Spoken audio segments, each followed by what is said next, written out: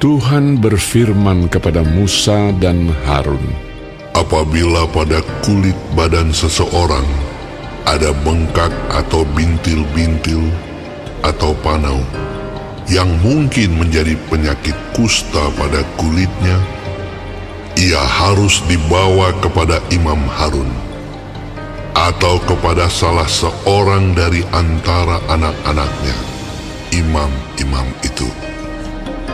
Imam haruslah memeriksa penyakit pada kulit itu. Dan kalau bulu di tempat penyakit itu sudah berubah menjadi putih, dan penyakit itu kelihatan lebih dalam dari kulit, maka itu penyakit kusta. Kalau imam melihat hal itu, haruslah ia menyatakan orang itu najis. Tetapi jikalau yang ada pada kulitnya itu hanya panau putih dan tidak kelihatan lebih dalam dari kulit, dan bulunya tidak berubah menjadi putih, imam harus mengurung orang itu 7 hari lamanya. Pada hari yang ketujuh, haruslah imam memeriksa dia. Bila menurut penglihatannya penyakit itu masih tetap dan tidak meluas pada kulit, imam harus mengurung dia 7 hari lagi untuk kedua kalinya. Kemudian pada hari yang ketujuh, haruslah imam memeriksa dia untuk kedua kalinya. Bila penyakit itu menjadi pudar dan tidak meluas pada kulit, imam harus menyatakan dia tahir. Itu hanya bintil-bintil. Orang itu harus mencuci pakaiannya dan ia menjadi tahir. Tetapi jikalau bintil-bintil itu memang meluas pada kulit, sesudah ia minta diperiksa oleh imam untuk dinyatakan tahir, haruslah ia minta diperiksa untuk kedua kalinya. Kalau menurut pemeriksaan imam bintil-bintil itu meluas pada kulit, imam harus menyatakan dia najis. Itu penyakit kusta.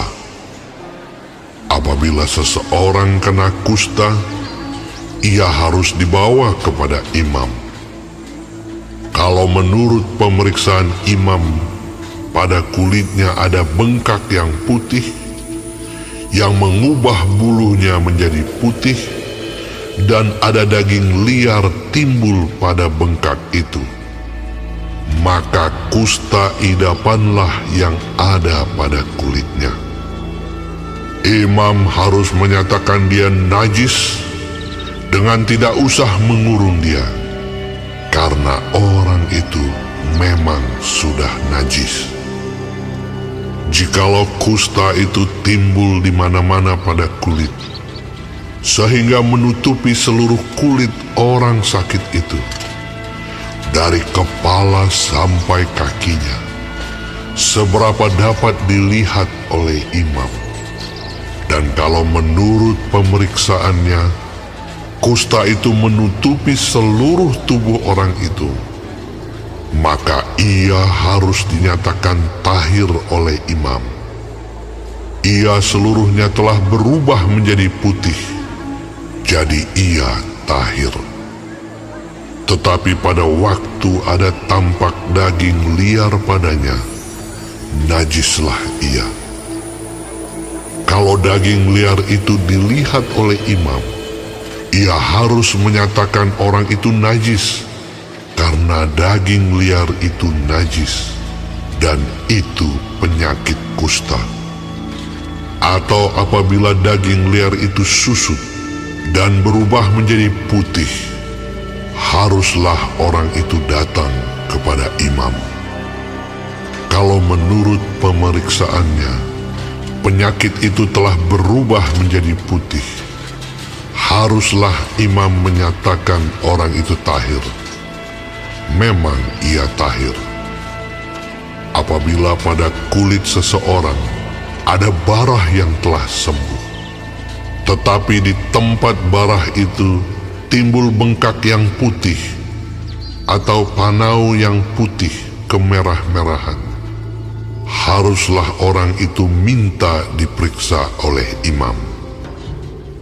Kalau menurut pemeriksaannya, panau itu kelihatan lebih dalam daripada kulit dan bulunya telah berubah menjadi putih, maka imam harus menyatakan orang itu najis, karena penyakit kustalah yang timbul di dalam barah itu.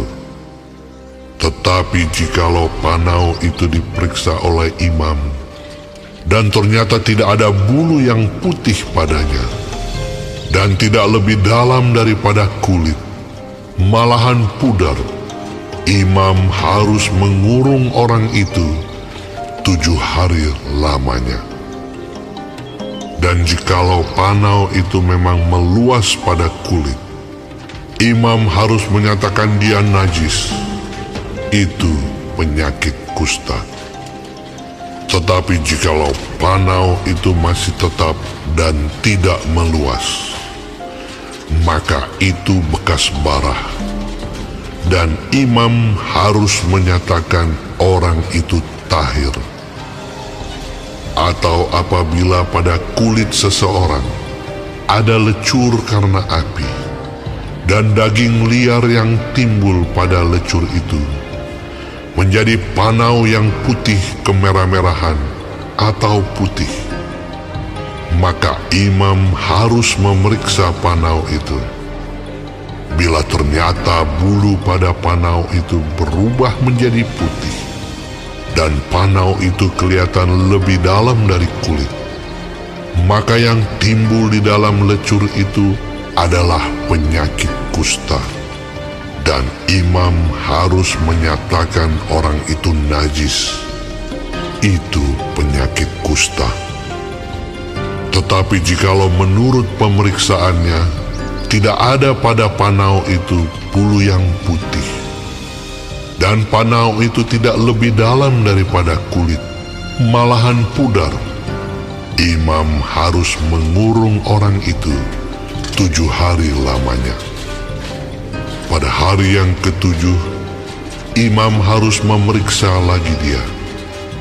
Jikalau panau itu memang meluas pada kulit, maka haruslah imam menyatakan dia najis. Itu penyakit kusta. Tetapi jikalau panau itu masih tetap dan tidak meluas pada kulit, malahan pudar, maka itu bengkak lecur, dan imam harus menyatakan dia tahir, sebab itu bekas lecur. Apabila seorang laki-laki atau perempuan mendapat penyakit pada kepala atau pada janggut, imam harus memeriksa penyakit itu. Bila itu kelihatan lebih dalam dari kulit dan ada padanya rambut halus yang kuning, maka imam harus menyatakan orang itu najis, karena itu kudis kepala, yakni kusta kepala atau kusta janggut. Dan apabila menurut pemeriksaannya penyakit kudis itu tidak kelihatan lebih dalam dari kulit dan tidak ada padanya rambut yang hitam, maka imam harus mengurung orang yang kena penyakit kudis itu 7 hari lamanya. Pada hari yang ke-7, imam harus memeriksa penyakit itu. Bila ternyata kudis itu tidak meluas dan tidak ada rambut yang kuning padanya, dan kudis itu tidak kelihatan lebih dalam dari kulit, maka orang itu harus bercukur. Hanya tempat kudis itu tidak boleh dicukurnya. Lalu imam harus mengurung orang yang kena kudis itu untuk kedua kalinya 7 hari lagi. Kemudian pada hari yang ke-7, imam harus memeriksa lagi kudis itu. Bila ternyata kudis itu tidak meluas pada kulit dan tidak kelihatan lebih dalam dari kulit, maka imam harus menyatakan orang itu tahir, dan ia harus mencuci pakaiannya, dan ia menjadi tahir. Tetapi jikalau kudis itu memang meluas pada kulit, sesudah ia dinyatakan tahir, dan menurut pemeriksaan imam, kudis itu meluas pada kulit, maka imam tidak usah lagi mencari rambut yang kuning. Memang orang itu najis. Tetapi jikalau menurut penglihatan imam, kudis itu masih tetap, dan ada rambut hitam tumbuh pada kudis itu, maka kudis itu sudah sembuh, dan orang itu tahir, dan imam harus menyatakan dia tahir. Apabila pada kulit seorang laki-laki atau perempuan ada panau-panau, yakni panau-panau yang putih, imam harus melakukan pemeriksaan. Bila ternyata pada kulitnya ada panau-panau pudar dan putih, maka hanya kuraplah yang timbul pada kulitnya, dan orang itu tahir. Apabila rambut kepala seorang laki-laki meluruh dan ia hanya menjadi botak, ia tahir. Jikalau rambutnya meluruh pada sebelah mukanya dan ia menjadi botak sebelah depan, ia tahir. Tetapi apabila pada kepala yang botak itu, sebelah atas atau sebelah depan, ada penyakit yang putih kemerah-merahan, maka penyakit kustalah yang timbul pada bagian kepala yang botak itu. Lalu imam harus memeriksa dia. Bila ternyata bahwa bengkak pada bagian kepala yang botak itu putih kemerah-merahan dan kelihatannya seperti kusta pada kulit, maka orang itu sakit kusta dan ia najis, dan imam harus menyatakan dia najis karena penyakit yang di kepalanya itu. Orang yang sakit kusta harus berpakaian yang cabik-cabik, rambutnya terurai, dan lagi ia harus menutupi mukanya sambil berseru-seru, "Najis, najis." Selama ia kena penyakit itu, ia tetap najis. Memang ia najis. Ia harus tinggal terasing di luar perkemahan. Itulah tempat kediamannya. Apabila pada pakaian ada tanda kusta, pada pakaian bulu domba atau pakaian lenan, entah pada benang lungsin atau benang pakannya, entah pada kulit atau sesuatu barang kulit, kalau tanda pada barang-barang itu sudah kemerah-merahan warnanya, maka itu kusta. Hal itu harus diperiksakan kepada imam. Kalau tanda itu telah diperiksa oleh imam, ia harus mengasingkan yang mempunyai tanda itu 7 hari lamanya. Pada hari yang ke-7, ia harus memeriksa tanda itu lagi. Apabila tanda itu meluas pada pakaian, atau benang lungsin, atau benang pakan, atau pada kulit, entah untuk barang apapun kulit itu dipakai, maka itu adalah kusta yang jahat sekali, dan barang itu najis. Ia harus membakar barang-barang yang mempunyai tanda itu, karena itu kusta yang jahat sekali. barang-barang itu harus dibakar habis.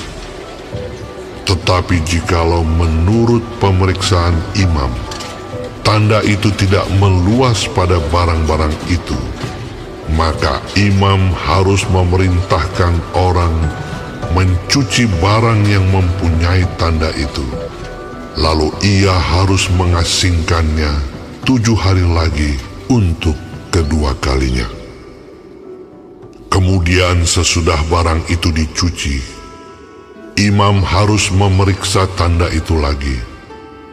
Bila ternyata rupa tanda itu tidak berubah, biarpun itu tidak meluas, maka barang itu najis, dan engkau harus membakarnya habis, karena tanda itu semakin mendalam pada sebelah belakang atau sebelah muka.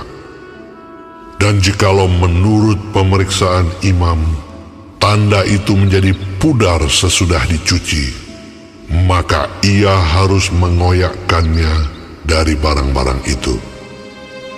Tetapi jikalau tanda itu tampak pula pada barang-barang itu, maka itu kusta yang sedang timbul. Barang yang mempunyai tanda itu haruslah kau bakar habis. Tetapi barang-barang yang telah kau cuci, sehingga tanda itu lenyap daripadanya, haruslah dicuci untuk kedua kalinya, barulah menjadi tahir. Itulah hukum tentang kusta yang ada pada pakaian bulu domba, atau lenan, atau pada benang lungsin, atau pada benang pakan, atau pada setiap barang kulit, untuk menyatakan tahir atau najisnya.